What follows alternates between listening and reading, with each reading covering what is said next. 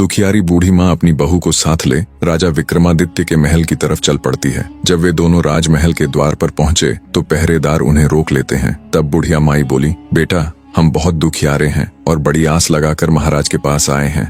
हमारा उनसे मिलना बहुत जरूरी है। उन्हें कुछ देर वहां रुकने के लिए कहकर उनमें से एक सिपाही राजमहल के अंदर महाराज विक्रमादित्य के पास जाता है और उन्हें बताता है। राजा विक्रमादित्य बोले, उन्हें तुरंत सम्मान सहित यहाँ ले आओ। जब बुढ़िया और उसकी बहू दरबार में आए तो राजा विक्रमादित्य ने पूछा, कहो माई क्या तकलीफ है तुम्हें? तब बुढ़िया आंखों में अश्रु लिए अपने साथ बीती सारी घटना महाराज विक्रमादित्य को कह सुनाती है और कहती है, महाराज अब आप ही हमारी आखिरी उम्मीद हो, हमारी मदद कीजिए राजन। राजा विक्रमादित्य अपने राज्य में घटी इस दुखद घटना से बिल्कुल अनजान थे। बुढ़िया माँ के द्वारा जब उन्हें पता लगता है तो वो थोड़े चिंतित हो जाते हैं और कहते हैं, आप बिल्कुल भी चिंता मत कीजिए माई, आपके बेटे जहाँ कहीं भी होंगे मैं उन्हें खोजकर आप तक सही सलामत लाने की पूरी कोशिश करूंगा। राजा विक्रमादित्य का आश्वासन मिलने पर बुढ़िया माँ और उसकी बहू को कुछ राहत मिलती है। राजा विक्रमादित्य बोले, माई आप अपने घर लौट जाएं, भगवान ने चाहा तो जल्दी ही आपके दोनों बेटे आकर आपसे मिलेंगे।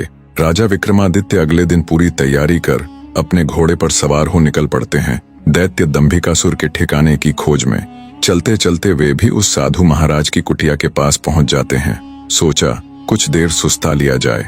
घोड़े से उतरकर जब राजा विक्रमादित्य कुटिया के अंदर जाते हैं तो उन्हें देखते ही महात्मा जी प्रसन्न हो जाते हैं और कहते हैं, आओ विक्रमादित्य, बहुत समय से तुम्हारा ही इंतजार था। साधु महाराज की बात सुन विक्रमादित्य चौंक जाते हैं। असमंजस में वे साधु बाबा के पास गए और उनके चरण छूकर उन्हें प्रणाम करते हुए बोले, हे साधु महाराज, अभी आपने कहा कि आपको मेरा ही इंतजार था, मैं उस बात को समझ नहीं पाया, कृपया मुझे और बताए।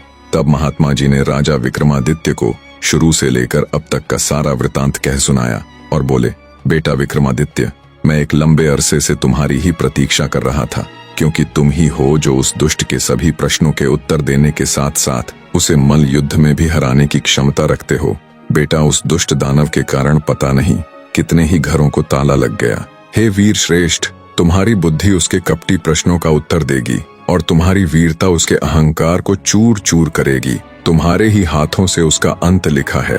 हे वीर सम्राट, अब तुम बिना देरी किए उस दुष्ट के पास जाओ और अंत कर दो उस नीच दानव का। महात्मा जी के वचन सुनकर राजा विक्रमादित्य के नेत्रों में क्रोधाग्नि प्रज्वलित हो उठी।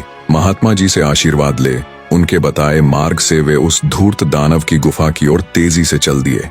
हवा से बातें करते हुए अपने घोड़े की बदौलत राजा विक्रमादित्य कुछ ही देर में दैत्य दंभिकासुर की गुफा के सामने जा पहुंचे।